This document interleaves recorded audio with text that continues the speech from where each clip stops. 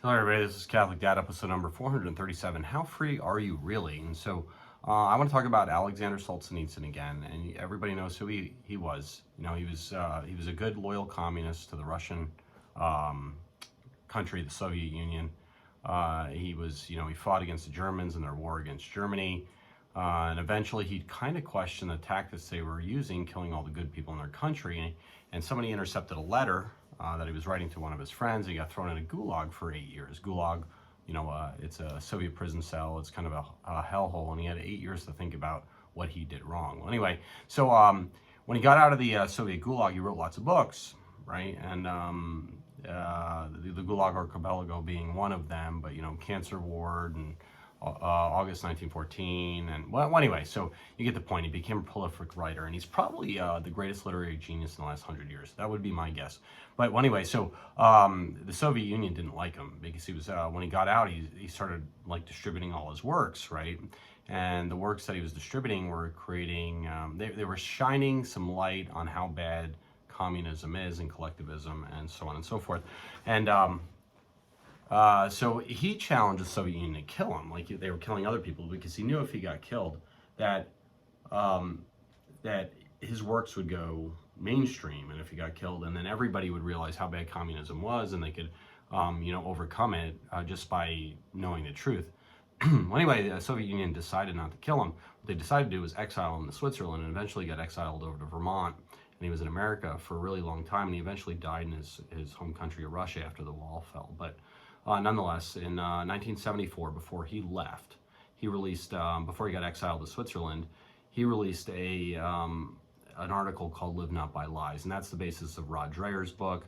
And it's about, and you should all look it up, it's one essay, it's about a page and a half long, and it essentially says that everybody's afraid to talk or speak in Soviet-style communism, because you'll be persecuted. And he said the way to overcome, how do you overcome communism? And it's not that one man can do it. You just can't do it. You're not powerful enough. It takes everybody collectively to do it. And that what he states is that communism is violence, essentially, and the violence will come after you.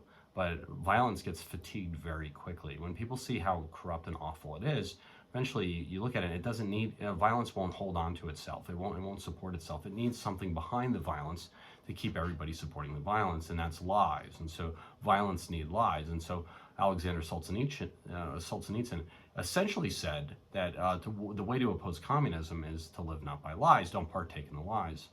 And my question to you is, how free are you? Like, how free are you as an American, or wherever you happen to live? Can you say what you believe today, or are you afraid to actually state what you believe? And that's a serious question. Like, if you go into a workplace, can you say that, COVID's being used to create one world government? Can you say that? Well, who knows? Can you talk about, all these sexual proclivities that have been pushed upon the world in the last 20 years or whatever, 40, 50, 60 years? Can you actually have a remark that's not complimentary of, say, alternate lifestyles or non-binary, or you like the non-binary lifestyles, or sodomy or something like that?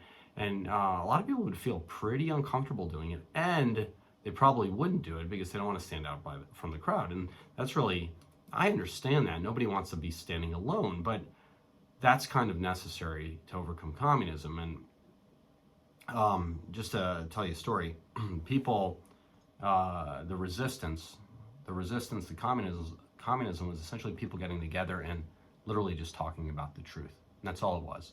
And they risked getting turned in. They risked going away to Soviet prison camps. They risked, but they knew who they were, and they stood against. They had to give a lot up. They had to give up their jobs, upward mobility, even some food and money, and so on and so forth.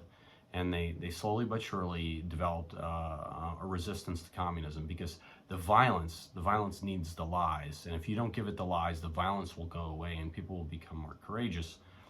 And well, anyway, so eventually, I don't know if you know how the wall fell, or how the Soviet Union fell. Eventually, a whole bunch of people just stood up, said, "Hey, guess what? Communism's over." It was a velvet revolution. They all just marched to the city square and said, "This is over." A million people decided it was over at the same time. And communism can't stand up against a million people saying, "Hey, we're done with you." Communism just goes away, because that's essentially the light, the light on the frog's butt. Like everybody knows what's up when that happens. And so again, this channel is about making yourself a better person, not about making the collective a better person. And so, and it takes some meditation, by the way, right?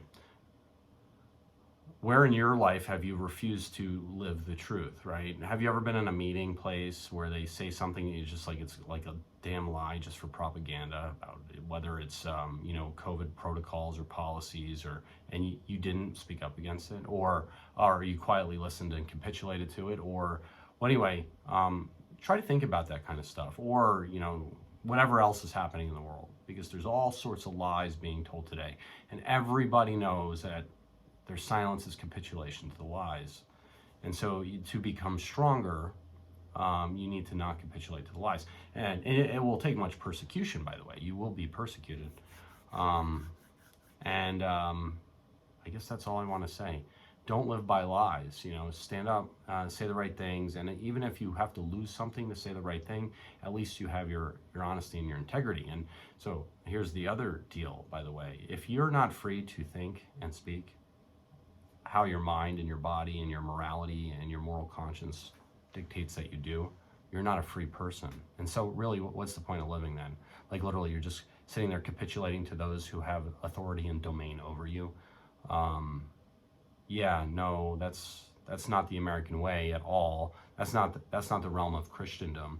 Christians are supposed to literally give their life up to the point of death to stand for the truth, because the truth, by the way, is the light, right? That's essentially the salvation. That's what Christ was. He was the truth, the embodiment, the incarnate Word of God, right? And so we have to live our lives accordingly to that, which means speak the truth.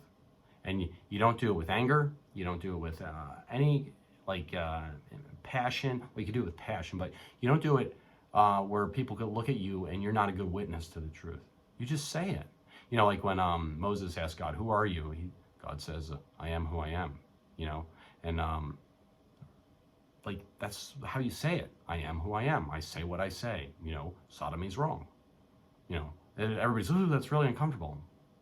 Yeah, no, it's not that uncomfortable. Just say it. It's easy to say, you know, and but then live your life accordingly, right? And so, and don't be judgmental of people either. Like everybody's in a different place in their life, right? Like I have certain fallen natures. You have certain fallen natures. Everybody has fallen natures, and we're not sitting there trying to tear each other down. We're trying to just reveal the appropriate mode of honoring the Lord. And again, one final point is. The point of life in the Catholic Catechism is to know, love, and serve God in this life and be happy with Him in the next. That's the whole point of being a human being. And so you want to find the truth, you want to find the light, so you have to live your life honestly. I had an old farmer guy once tell me that life's going to take everything from you in your life. Everything except for your integrity. That's the one thing you have to give away. And I do want to tell one more story. I've told this before many videos ago, but the Lithuanian revolution against communism. They knew that the people like just stood up one day and they said, "I think we're done with this. We don't want communism anymore. The world's kind of changing."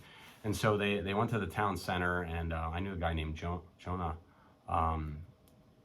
who was in the Lithuanian uprising, and he told me this story later. And he said, "We didn't have any weapons because that was terrorism under Article 58 of the Soviet Union, so we didn't have any weapons. We went there with rosaries, which, by the way, are weapons. And we promoted our priests to generals. And then we just prayed the rosary. That's what we did. And we did it all day long. And the tanks came in. We knew they were coming to knock out the communication towers.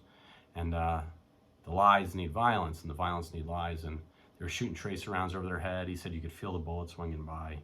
And they just didn't budge. And they just stood there being witnesses. That's all they did. That makes everybody uncomfortable, by the way. Say something and just stand there and see what happens. And by the way, if you do speak the truth, eventually everybody realizes that you have courage and fortitude, and they will follow you, right? That's the way it works. It always takes one brave chicken to step outside of the herd before the other chickens follow them. And well, anyway, so what the Russians did, they're like, well, these people aren't backing down. So they dropped their rifles, they turned their tanks around, drove away. That was it, and that was the end of communism. 23 people died in the Lithuanian uprising. My buddy's sister got beaten up, but that was about it. And they realized that the people really didn't want it anymore. Well, anyway, live not by lies. Live not by lies in your own personal life. And these lies are subtle.